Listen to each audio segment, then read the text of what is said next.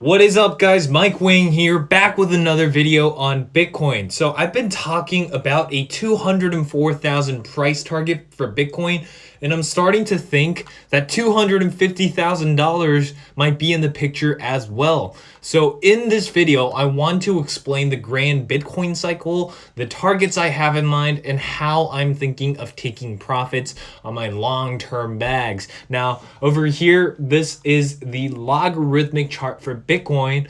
And I know this is a very messy chart, but let's get through everything one by one. So I want to start off this video by talking about the halving events. Now, what is the halving event? For those of you who don't know, it's basically the block reward reducing into half. So it started with 50.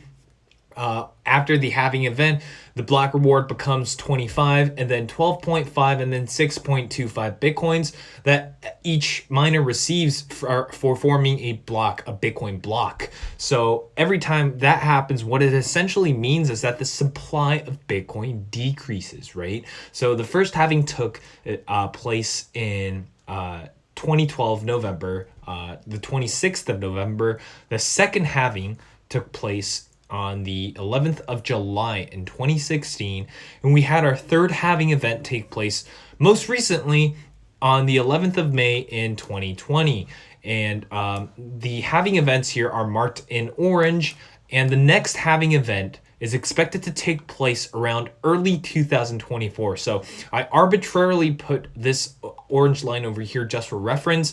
This isn't to say that we will have a halving event taking place in February, but this is just for reference because every halving event that took place, if we take a look at it, averaged around 200 weeks before the next halving event took place. So over here it says 190 bars, which is 1,330 days after the second halving took place since the first halving. And this over here also took about 200 weeks, 1,400 days, right? So based on that, we could just make a rough estimate of when the fourth halving is going to take place. And if we use 199 bars, 200 bar-ish, just as an estimate, we could see that it's going to take place sometime early in 2024. So now that's that. The red lines over here, you might be wondering what the hell those are. These represent the market cycle tops for each cycle. So if we zoom in a little bit and look over here, we can see that the market top took place around the beginning of December, the end of November in 2013.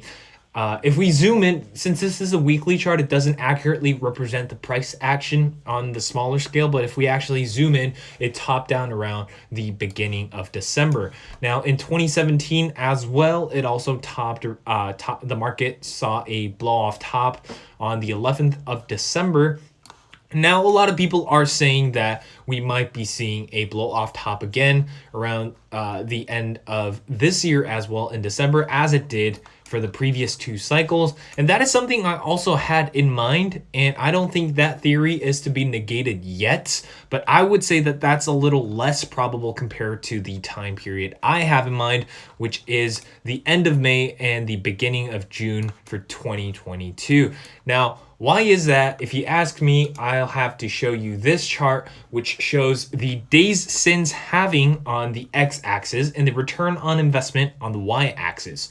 So starting with the red graph, this is the first cycle that took place in 2013, and this cycle lasted 372 days up to the market cycle top since the halving took place. Now, for the second cycle that took place in 2017, it lasted 520 days since the halving took place, and that's a 39% increase in the duration. And what's also worth noting is the diminished return we get for every cycle. So the return on investment decreases throughout time, and that's a logical estimate that we can make, because a move from $1 to $10 is a 10x return.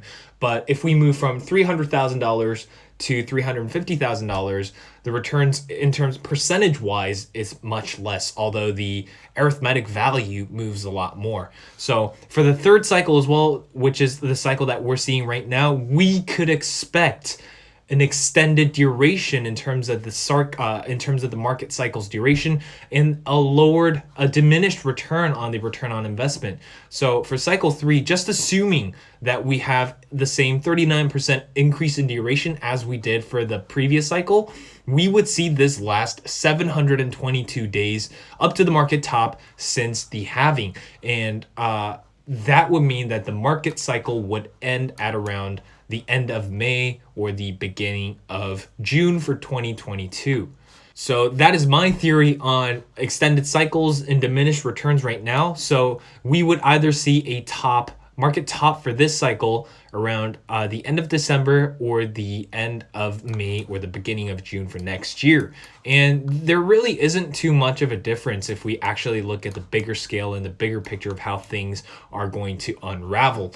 Now, this is a very messy chart. Let's get right into the Fibonacci retracements over here. I've explained this in a previous video where I talk about the $204,000 Bitcoin target, but I'll go over this again just for those of you who haven't seen that video. So what I do is I form the Fibonacci retracements. I use the Fibonacci retracement tool to connect the swing high to the swing low of the correction or the bear market of a cycle, and that gives me the Fibonacci ratios are the values that are most important in referring to when looking at the bigger cycle. So here we have the 1.618 Fibonacci level and the 2.272 and 2.414 marked in green.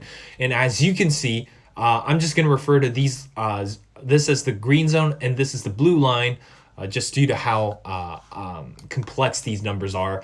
And what we can see here is how this blue line acts as resistance when the market starts rallying upwards. We see a small correction, but we rally upwards until the market tops out in the green zone, right? In the case of 2013, it topped out almost exactly at this green line here, the 2.272.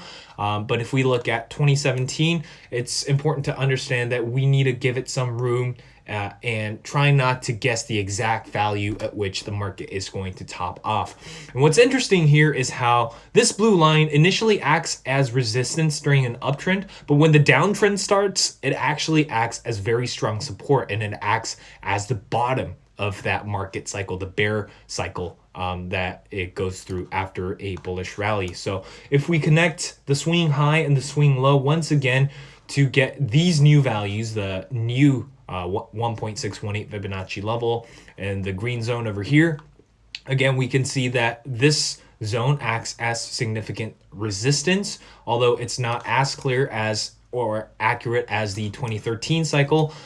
This does act as resistance, and we can see a blow off top taking place between the 2.272 and the 2.414, or just the green zone overall. So in the case of 2017, the market actually closed slightly above. If we zoom in, it actually slightly above, closed slightly above that region before going through the corrective phase or the bear cycle. And just like 2013, the market bottom formed around the 1.618 Fibonacci. Now resistance turned support, and it actually consolidated a little below that, but we've managed to break through that level once again. And connecting this swing high to this swing low over here, we can get the new values for this cycle that we need to refer to, the 1.618 for this cycle and the green zone over here. And we can see that the blue line has acted almost perfectly as resistance, as we have gone through a phase of distribution right below and broken down to correct a little bit. And I have the fractals from 2013 here marked in gray, and it's very likely that we might move in this direction, this trajectory. This demonstrates the overall trend at which how things might unravel. So this is what I am expecting for this cycle. I think we will be topping out anywhere between $204,000 to $265,000, and that is actually a very huge range. If we look at it percentage-wise, that's like almost close to 30%. So trying to sell the top at 265,000, if you ask me,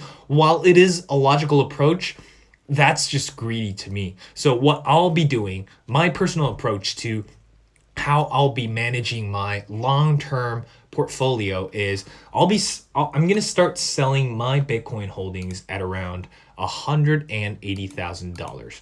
So if you guys have been following my analysis and how I've been managing my portfolio, I actually started laddering in a lot into Bitcoin and Ethereum spots around this point when Bitcoin was trading around 7K. When it bounced from 4K almost immediately to 7K regions, I knew that this would be the beginning of a new rally. We can see this descending trend over here. I was referring to this line in my other TradingView post that I posted like 2 years ago. And we broke out of that line, and this was basically a retracement down to test that now resistance turned support. So I racked up a lot of Bitcoin around this region. So selling at around 180K, even if it does go to 265K, that is still a lot of returns. That would be a 1,700% return in a matter of 2 to 3 years. So those are some pretty insane returns if you ask me. And another reason why you shouldn't be greedy is because even if you do sell at $180,000 and it does move up to $265,000, it's not going to go up infinitely, right? We're going to have some form of a bear market take place at one point, and I think that's going to be around the $60,000 region where we have the 1.618 now or then resistance turned support, right? And giving it a little leeway, I would say that anywhere between 60K to 50K would be an ideal place to ladder into long-term spot holdings again. But if you sell at $180,000 and it shoots up to $250,000, but you have the opportunity to buy back at around $50,000, that's still a very, very good investment if you ask me. So try not to be greedy for this market. And I'm not saying that this market cycle is going to unravel in the exact way I expect it to, but this is the plan that I've been having in mind since November of last year. And I think it's a good plan to stick to. So you just want to make sure you have an idea of how things might unravel and where you want to start taking profits in case the market does go haywire. And I do think it's going to melt faces in the fourth quarter of this year. So one last thing I want to point out before I move on to another perspective is this line over here, this purple line. This is actually the 200 simple moving average on the weekly. So it gets the data from the past 200 candles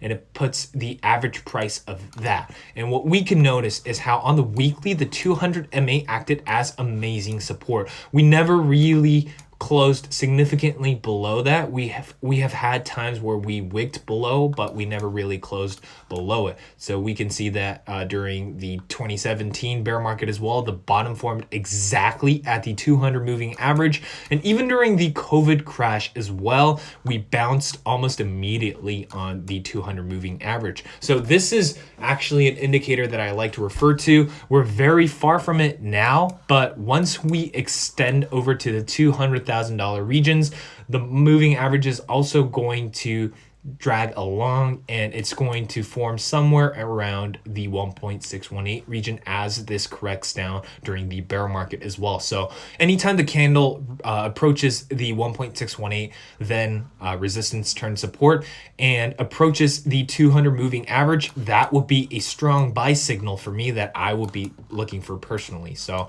this is the overall market cycle that I have in mind, and this is something you guys need to understand in order to know why we are not going to be visiting the 20K regions again. In my past video, when I was going through the daily chart, I talked about specifically people using Elliott waves, saying that we will be revisiting the 18 to 20K regions in order to retest support before we move on upwards. So we would be seeing something like this. And this just doesn't make any sense in terms of market cycles. Like, if you really think we're going to make it to the 100K to 200K regions, we're not going to go to 20K and then move upwards like that. It just doesn't work like that anymore with all these institutional players and these fundamental changes going on. We're going to have a potential ETF approval take place in the fourth quarter of this year. So being overly bearish just by referring to one indicator or one wave count is just it's just not the best idea, right? So this is the overall market cycle that I wanted to go over with you guys. And I think once this is for later, by the way, but just for reference, once we do bottom out around the 50 to 60K region, maybe we might wick down to 40K. But I don't see it go anywhere below that after we reach the $200,000 regions, either the end of this year or next year. We're going to bottom out in this region over here. And at that point, I'm going to be able to form a new Fibonacci retracement to refer to where the new cycle might be headed towards. And this also aligns with the halving event that's going to take place in the beginning of 2024. So my plan is to start selling all my long-term positions around the $180,000 range. Don't get greedy. Wait until the bear market takes place, unravels, everyone sells, and when it really does bottom out in terms of a macro perspective, that's when I'll jump in again. So I want to move on to another perspective that's very similar to mine but slightly different. So I found this guy's perspective on Twitter. It's from a guy called Tech Dev, and what he's basically saying is he's calling for $250,000 by the end of this year, December, right? And while that is a probable case I had in mind as well, I just think that's a little less probable considering how much we have to go upwards and the little time that we have until then. So what he was doing here is he was using trend-based Fibonacci levels and the trend-based Fibonacci time to tell when and where we're going to top off. So as you can see in 2013, the 0.0702 time period was when we topped off in terms of the market cycle. The same for 2017 as well, you can see. And he's anticipating the same market cycle top using the same tool, and that would be around the 20th of December, right?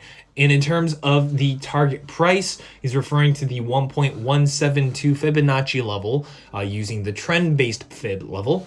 And we can see that the market topped around 1,300 in 2013 and then 18K in 2017, which is roughly accurate, and then $236,000 according to this value here, but he's seeing a blow off top taking place at $250,000. Now, is $250,000 possible? Yes. Will we see it by December? I would say the probability is a little less likely than us seeing it at around May or June of 2022.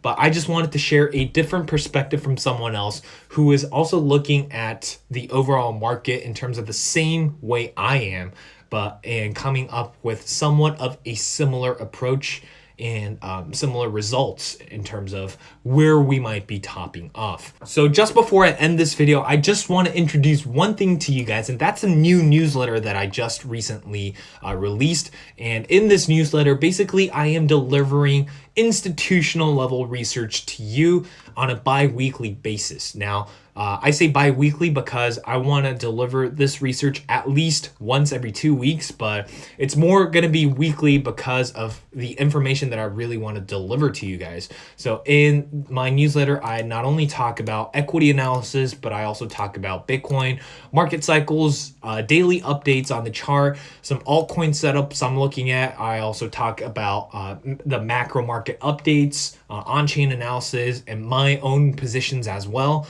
So if you guys are interested, make sure to definitely check this out. My goal with this newsletter is to ultimately make you think like an investor yourself. So I want you guys to look at my newsletter and look at things from my perspective and learn how to approach the market like I do. So that is it for today, guys. I hope you enjoyed this video on market cycles for Bitcoin and what I have in mind for the time period and target price. If you guys enjoyed this video, don't forget to smash the like button, subscribe for more quality content, and I'll see you guys in the next video.